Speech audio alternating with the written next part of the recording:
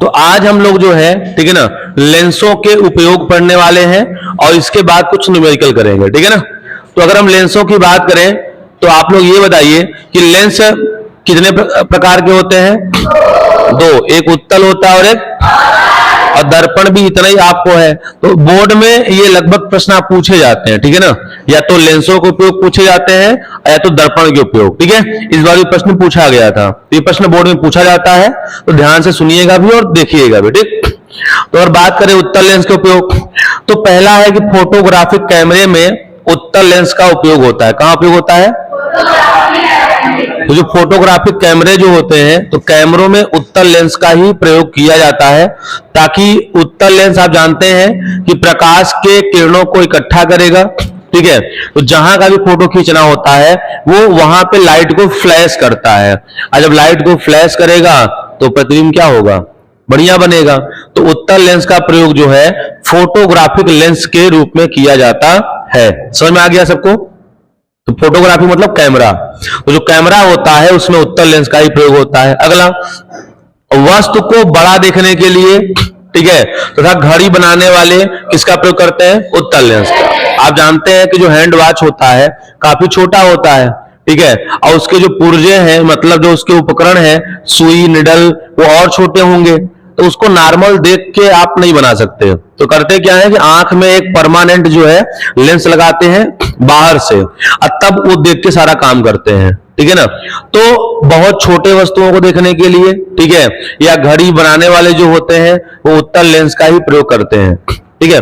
जो हीरा होता है, हीरा, तो हीरा को तराशा जाता है ताकि हीरा चमके, तो हीरा तराशने में भी इसी का प्रयोग करते हैं। आप लोग मूवी में देखे होंगे कि कंटिन्यू आंखों में लेंस लगा रहता है बाहर से, जैसे हेलमेट होता है तो वैसे वो लगा रहता है, तो वो कंटिन्यू लगा रहेगा, तो महीन वस्तुओं को देखने के लिए लगा होता है, ठीक है। तो ध्यान रखिएगा कि वस्तु को बड़ा देखने के लिए और घड़ी बनाने वाले जो है वो उत्तल लेंस का ही प्रयोग करते हैं। तो क्या दो उपयोग सबको याद हो गए? आगे बात करें तो रीडिंग ग्लास के रूप में उत्तल लेंस का प्रयोग होता है। रीडिंग ग्लास का मतलब आप लोगों के ज्योमेट्री बॉक्स में इस तरह का एक ग्लास होता है, अगर आप ज्योमेट्री बॉक्स देखे होंगे अपना, तो उसमें एक कांच का ऐसे होता है ये, तो कहीं ना कहीं ये उत्तल लेंस के ही कॉन्सेप्ट पे काम करता है। किस लेंस पे? उत्तल लेंस, ठीक है। रीडिंग ग्लास का मतलब महीन अक्षर है तो उसे पढ़ने के लिए इसका प्रयोग करते हैं। अक्सर आप मूवीज में देखे होंगे, ठीक है ना, जो ज्योतिषी होते हैं, जब भी ज्योतिषी का सीन आता है तो एक वो लेंस लिए रहते हैं इस प्रकार का, और हाथों को ऐसे करके देखते हैं, तो वो क्या है? वो रीडिंग ग्लास ही है। क्या है? रीडिंग ग्लास का मतलब वो छोटे वस्तुओं को बड़ा कर देगा। क्या कर देगा?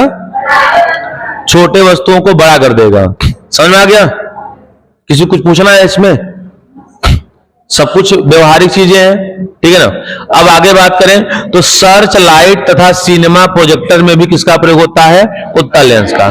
सर्च लाइट का मतलब टार्च, तो आपने घर पे टार्च देखा होगा, तो उस टार्च को कभी खोलिएगा ऊपर का हेड, तो हेड खोलेंगे तो एक गोला सा मिलेगा लेंस का, ठीक है, मतलब एक मिलेगा कांच का पारदर्शी जिसके आर पार प्रकाश जाएगा, और देखिएगा तो बीच में मोटा रहेगा, किनारों में पतला रहेगा। कोई सा भी टार्च होगा आप खोल के देखिएगा तो उसके आगे लगा होगा कांच का, तो बीच में काफी उथला होगा, मोटा होगा, और किनारों पर पतला होगा, वो उत्तल लेंस ही है। क्योंकि सर्च लाइट क्या करता है? प्रकाश को दूर तक भेजता है ना, तो उत्तल लेंस होगा तो क्या करेगा? उत्तल लेंस आप जानते हैं कि फोकस से अगर प्रकाश किरण उत्तल लेंस पे आपतित की जाए तो मुख्य अक्ष के समांतर हो जाती है। अगर प्रथम फोकस से प्रकाश किरण आपतित की जाए तो क्या हो जाती है? अब मुख्य अक्ष के समांतर हो जाएगा तो दूर तक जाएगा, इसीलिए उत्तल लेंस का प्रयोग करते हैं, ठीक है ना। और एक और है, दूर दृष्टि दोष से पीड़ित व्यक्ति के आंख में कौन सा लेंस लगा होता है? तो दूर दृष्टि दोष, हाइपरमेट्रोपिया, अगर किसी के आंख में बीमारी हो गई है, ठीक है, तो उसके लिए भी उत्तल लेंस का प्रयोग किया जाता है। अब उत्तल लेंस का जो है चश्मा लगाया जाता है उससे, तो सबके लेंस की चश्मा जो है, मतलब सबका जो चश्मा है उसमें अलग अलग प्रकार के लेंस लगे होते हैं ना। ऐसा नहीं कि एक चश्मा बनवा लिए अब पूरे घर वाले देख रहे हैं, ऐसा नहीं होता है, क्योंकि आप जानते हैं कि सबके आंख की पावर अलग अलग होती है, तो अलग अलग पावर वाला लेंस लगता है, ठीक है। तो इसलिए चश्मा कहा जाता है कि हमारा हर साल पावर चश्मे का बढ़ाना पड़ता है। क्यों? क्योंकि आंखें उस रेशियो से आपकी घटती जा रही हैं। जब आंखें कमजोर होती जाएंगी तो लेंस की क्षमता को बढ़ाना पड़ेगा, ठीक है। और लेंस की क्षमता का सूत्र बताए थे, P = 1/2 एफ मीटर में होगा, अब P बराबर 100 बटे एफ सेंटीमीटर में होगा, तो वही लेंस की क्षमता बढ़ानी पड़ती है। ठीक है, तो बताइए उत्तल लेंस का उपयोग सबको समझ में आ गया। ठीक है, फोटोग्राफिक कैमरे में करेंगे वस्तु को बड़ा देखने के लिए, और उत्तल लेंस जो है प्रयोग करते हैं घड़ी जो बनाते हैं वहां पे। ठीक है ना, रीडिंग ग्लास में मतलब महीन अक्षरों को पढ़ने के लिए, सर्च लाइट का मतलब टॉर्च में, और सिनेमा प्रोजेक्टर का मतलब आप सिनेमा देखे होंगे, कभी टीवी में ही सिनेमा देखे होंगे या रियल में देखे होंगे, तो एक बॉक्स होता है। ठीक है, और उससे क्या होती है, लाइटें निकलती हैं, और लाइटें निकलती है वही पर्दे पर आ जाता है। ठीक है, तो कहीं ना कहीं वहां भी उत्तल लेंस का ही प्रयोग किया जाता है। अगला क्या है, अवतल लेंस। अब अवतल लेंस के उपयोग की बात करें, ठीक है, तो निकट दृष्टि दोष से पीड़ित व्यक्ति के आंख में अवतल लेंस का प्रयोग किया जाता है। ऑपरेशन कराएंगे तो आंख में अवतल लेंस लगेगा, चश्मा लगवाएंगे चश्मा में अवतल लेंस लगेगा। ठीक है ना, तो निकट दृष्टि दोष के लिए, ठीक है, अवतल लेंस का प्रयोग होगा। ठीक है ना, और दूर दृष्टि दोष के लिए उत्तल का प्रयोग होगा, ध्यान रखिएगा। ठीक है ना, आगे देखते हैं। दरवाजा में जासूसी के में जो होता है छेद के रूप में किसका प्रयोग करते हैं, अवतल। आप लोगों ने देखा होगा अक्सर मूवीज में जब भी होटलों का सीन आता है, ठीक है, तो उसमें क्या होता है कि दरवाजे में एक छोटा सा होल होता है, जो अंदर होता है वो अंदर से देखता है पहले कि कौन है, तो उस बहुत छोटा सा होता है, बाहर से हो सकता है ना दिखे कि होल है कि नहीं है, तो जब अंदर से देखते हैं तो उसका पूरा चेहरा आ जाता है, तो समझ में आ जाता है कौन है कौन नहीं है। ठीक है ना, तो दरवाजे में एक छेद किया जाता है, किस लिए, जासूसी के लिए, ताकि उसे मालूम चल जाए कि कौन है। बात समझ में, तो अक्सर ये लोग लगवाते हैं बड़े शहरों में, छोटे शहरों में नहीं। छोटे शहरों में तो अगले बगल के लोग आते हैं तो आवाज से पकड़ में आता है फलाने आए हुए हैं। ठीक है, तीसरा, गैलीलियो दूरबीन में नेत्रिका लेंस के रूप में किसका प्रयोग होता है, नेत्रिका लेंस क्या होता है, तो कोई भी दूरबीन अगर होगा, ठीक है, तो दूरबीन मान लीजिए उसका इस प्रकार का नली होगा, तो दूरबीन में एक लेंस इस तरफ और एक लेंस इस तरफ, जो लेंस वस्तु की ओर होगा उसे अभिदृश्यक लेंस कहते हैं। क्या कहते हैं, और जो लेंस आपके आंख की ओर होगा उसे क्या कहेंगे, नेत्रिका लेंस। जैसे मान लीजिए सपोज दूरबीन है, ठीक है, तो एक लेंस इधर लगेगा, एक लेंस, तो जो लेंस आंख की ओर रहेगा उसे नेत्रिका लेंस, और जो लेंस आंख से दूर रहेगा उसे अभिदृश्यक लेंस। अभिदृश्यक का मतलब होता है ऑब्जेक्टिव, ऑब्जेक्ट का मतलब होता है वस्तु, यानी जो लेंस वस्तु की ओर होगा, ठीक है ना, वो अभिदृश्यक लेंस, और जो लेंस आपके आंख के पास में होगा उसे नेत्रिका लेंस। आंख मतलब नेत्र, तो नेत्रिका लेंस हो गया, हो जाएगा याद। ठीक है, तो ये हो गए आपके उत्तल और अवतल के कुछ उपयोग।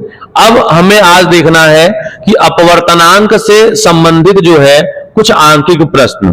ठीक है, तो पहला प्रश्न है कि वायु के सापेक्ष जल एवं कांच के अपवर्तनांक आपको दिए हैं 4/3 और 3/2, तो कह रहा है ज्ञात कीजिए क्या, तो कांच के सापेक्ष जल का अपवर्तनांक। देखिए, तो पहले भाषा को समझिए, वायु के सापेक्ष जल का, तो वायु के सापेक्ष, तो वायु पहले और जल बाद में, तो वायु माने एयर और जल माने वाटर, तो ANW का मान कितना दिया है, तो दिया हुआ है 4/3। कोई दिक्कत।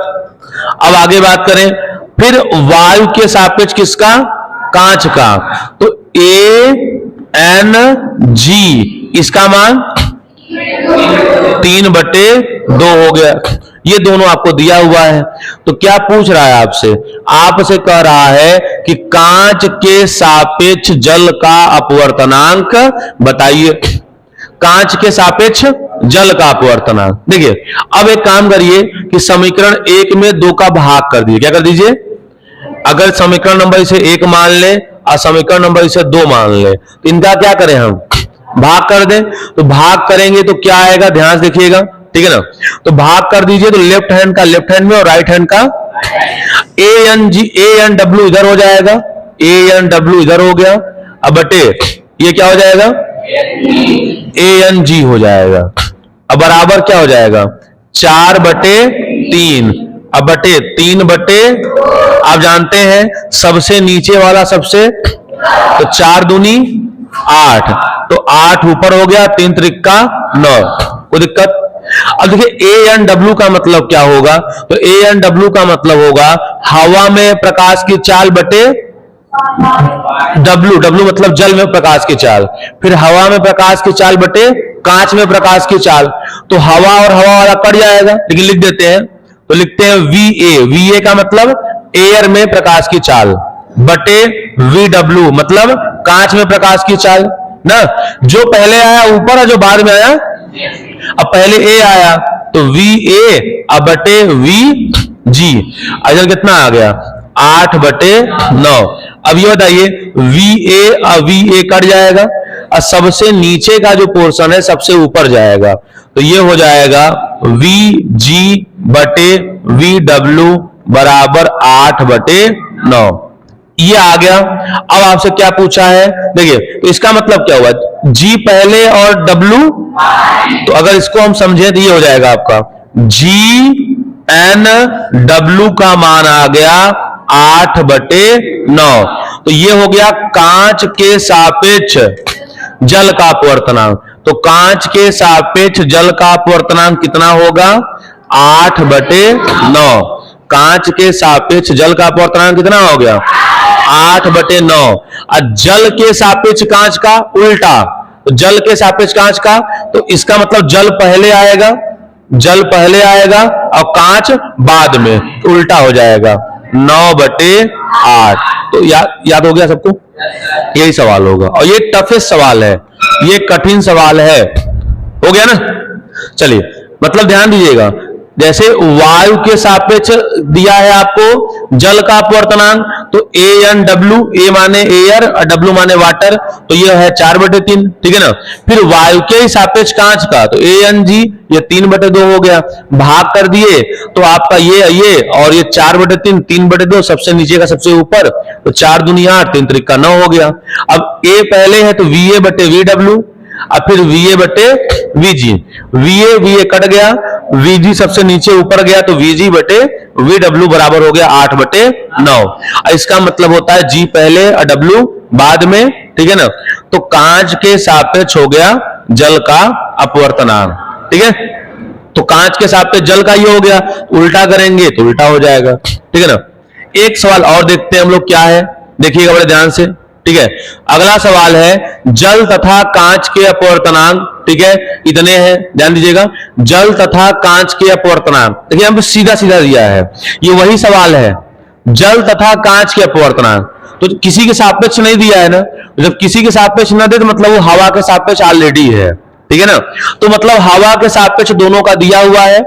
यदि प्रकाश किरण कांच से जल में जा रही हो, कहां जा रही हो, तो इससे कोई खास मतलब नहीं है।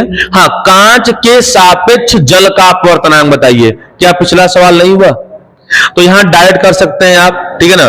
ध्यान दीजिएगा, आप लिखिए AN किसका G कितना दिया है 1.35, अब फिर AN क्या है, ये आपका जल पहले है, तो जल है तो यहां क्या हो जाएगा W हो जाएगा, जल है तो यहां क्या होगा W, और सेकंड नंबर पे कांच है तो ANG, कितना दिया है 1.5।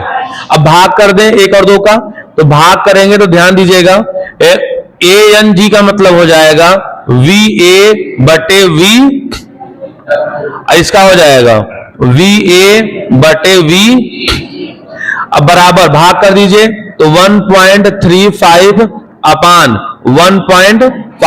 अच्छा एक जीरो बढ़ा सकते हैं, अच्छा 100 से गुणा ऊपर कर दे, 100 से गुणा नीचे, ताकि दशमलव हट जाए ना। अब आप जानते हैं सबसे नीचे वाला सबसे, तो ये VA कट जाएगा, तो बचेगा VG अपान VW, बराबर आ गया 135 बटे कितना 150।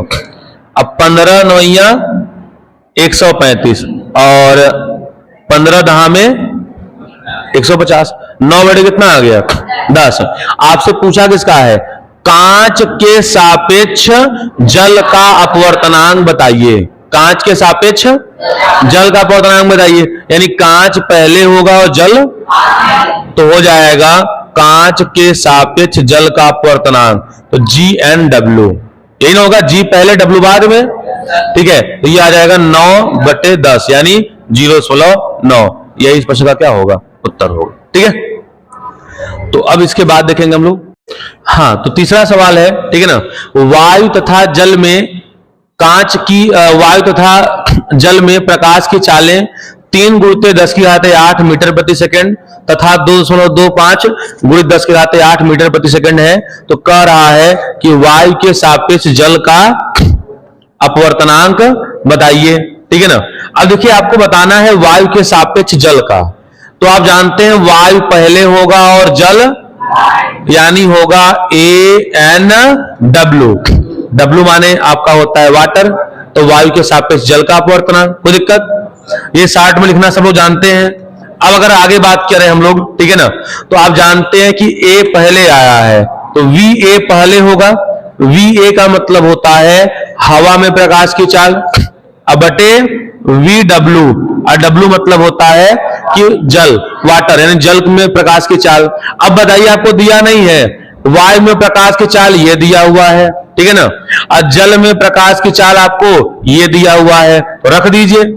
ठीक है, तो VA का मान हो जाएगा 3 × 10⁸, और इसका मान हो जाएगा 2.25 × 10⁸ कट जाएगा, तो बचेगा 3 बटे 2. अच्छे काम करें, ऊपर नीचे 100 का गुणा कर दें तो कोई समस्या? 100 का गुणा इसलिए कर रहे हैं क्योंकि दशमलव के बाद 2 अंक है, ताकि दशमलव हट जाए। देखिए, आएगा ANW, यानी वायु के सापेक्ष जल का, तो 3 में 100 का गुणा करेंगे तो 300, अब बटे, अब 2.25 में 100 का गुणा करेंगे, दशमलव हट जाएगा, कितना आएगा? 200।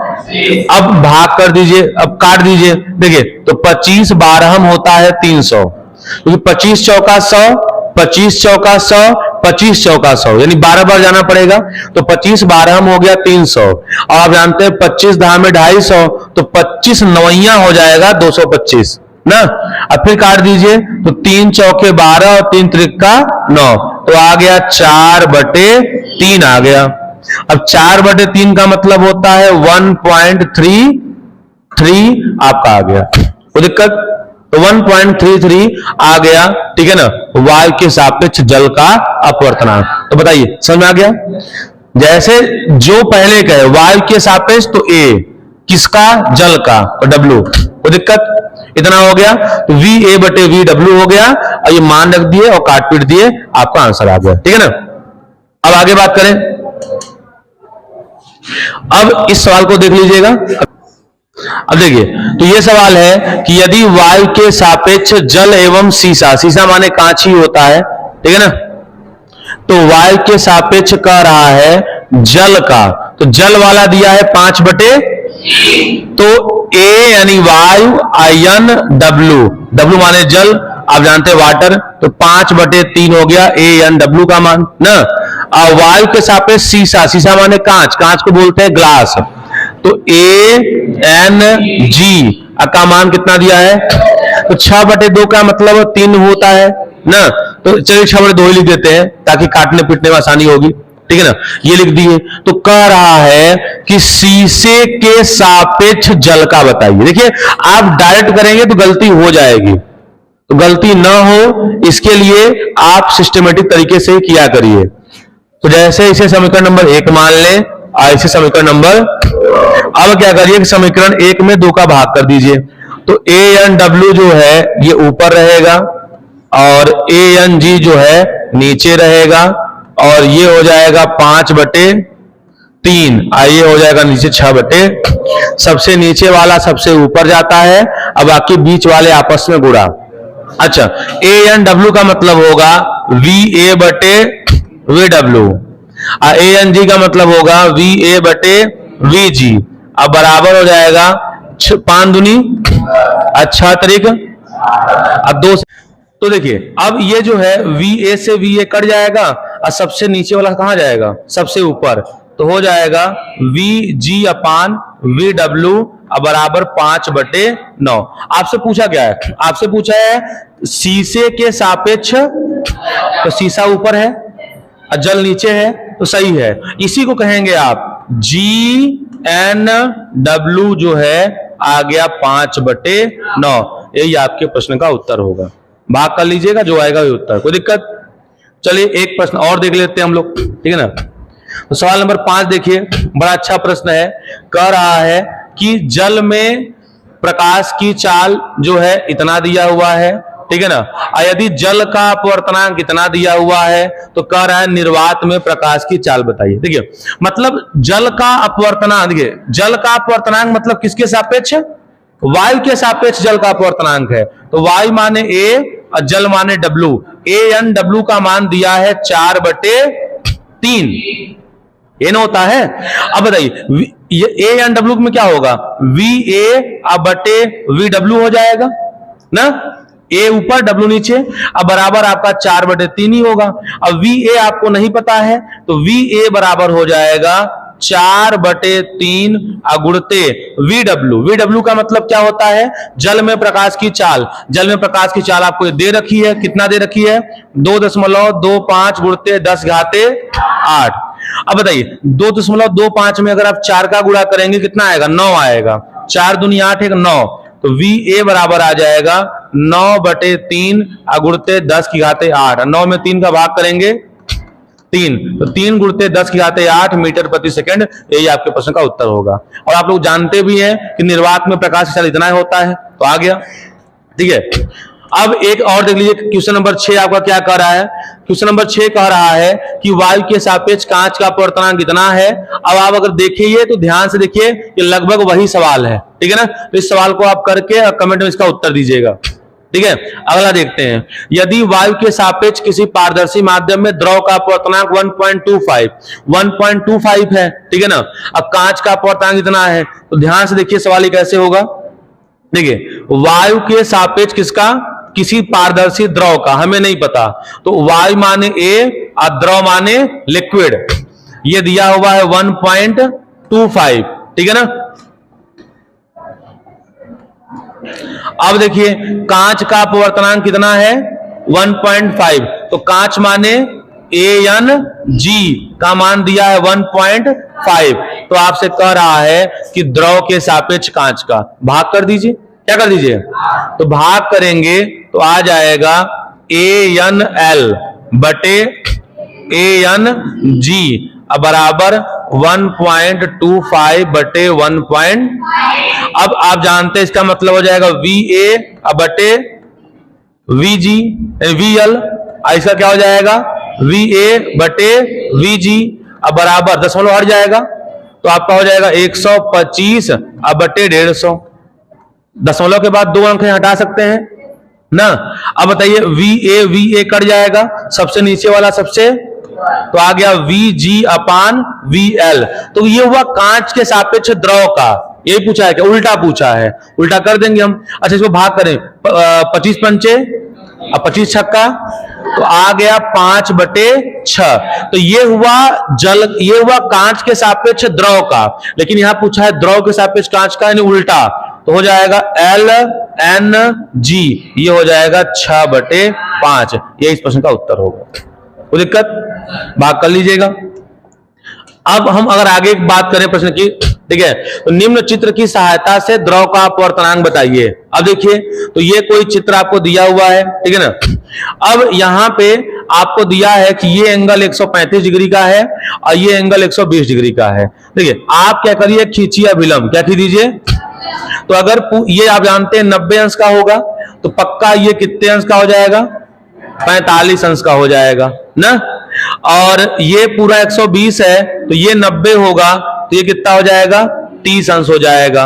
और आप जानते हैं अपवर्तनांक n बराबर होता है साइन आई बटे साइन आर, और आई का मान 45 अंश और आर का मान, तो हो जाएगा साइन 45 अंश बटे साइन 30 अंश। साइन 45 का मान 1/करनी में 2 और 30 का मान 1/2, सबसे नीचे सबसे ऊपर जाएगा, तो n का मान आ गया 2/करनी में 2, ये यहां और ये यहां, तो भाग कर देंगे तो आ जाएगा करनी में 2, तो अपवर्तनांक कितना आएगा? 2 में करनी में 2 से भाग करेंगे तो करनी में 2 ही आएगा ना। तो ये सवाल हो गया। एक अंतिम सवाल है आज का, ठीक है ना। तो ध्यान दीजिएगा, ये आपको दिया हुआ है, ठीक है। तो कई सारे माध्यम यहां पर है, आपको बताना क्या है, देखिए आपको ये बताना है, ठीक है ना, ANL यानी वायु के सापेक्ष द्रव का अपवर्तनांक। किसके सापेक्ष? यल माने लिक्विड, तो वायु के सापेक्ष द्रव का, देखिए ये वायु है और ये द्रव है, तो यानी वायु द्रव में आपका कुछ नहीं करना है, यहां पे लिख दीजिए, तो वायु के सापेक्ष द्रव का, तो ANL हो जाएगा sin I, और I का मान अब 30 नहीं है, आप अभिलंब खींचेंगे तो ये 30 है, तो ये 60 हो जाएगा, तो हो जाएगा sin 60 अब बटे sin R, तो R का मान ये 45 है, बट हमें ये चाहिए, ये भी कितना होगा 45 ही होगा, तो हो जाएगा बटे sin 45। हल कर लीजिए, जो आएगा वही उत्तर। अब इसका मान होता है करनी में 3/2, इसका मान 1/करनी में। अब इसको हल करेंगे तो आ जाएगा करनी में 3 गुणते करनी में 2 अब बटे 2, तो इससे काटेंगे तो क्या आ जाएगा, या फिर इतना छोड़ दीजिए, तो करनी में 6/2, यही इस प्रश्न का उत्तर होगा, ठीक है। अब अगला दिया हुआ है, इसी में क्या पूछा है जी आपसे बताइए। अगला पूछा हुआ है LNG, यानी आपसे पूछा है द्रव के सापेक्ष कांच का, द्रव के सापेक्ष, तो ये रहा द्रव और ये रहा कांच, तो बस आपको आपतन कोण निकालना है, तो आपतन कोण कितना हो जाएगा 45 ही ना होगा, और ये कितना हो जाएगा 30, क्योंकि पूरा 90 होता है 30 हो जाएगा, ठीक है ना। तो वही डायरेक्ट लिख दीजिए LNG बराबर sin I, तो sin I का मान आपका हो रहा है 45 अंश अब बटे sin R, R का मान कितना हो रहा है 30, 45 का मान होता है 1/करनी में 2 और 30 का मान होता है 1/, अब 2 सबसे नीचे सबसे ऊपर गया, तो 2/करनी में 2, अब भाग करेंगे तो आ गया करनी में 2, तो समझ में आ गया, ठीक है। इन प्रश्नों को आप अच्छे से देखिएगा, और हर साल बोर्ड में, ठीक है, 1 या 2 प्रश्न इस टॉपिक से पूछे जाते हैं, ठीक है। वीडियो को पूरा देखिएगा और इसे रिवीजन कर लीजिएगा। धन्यवाद।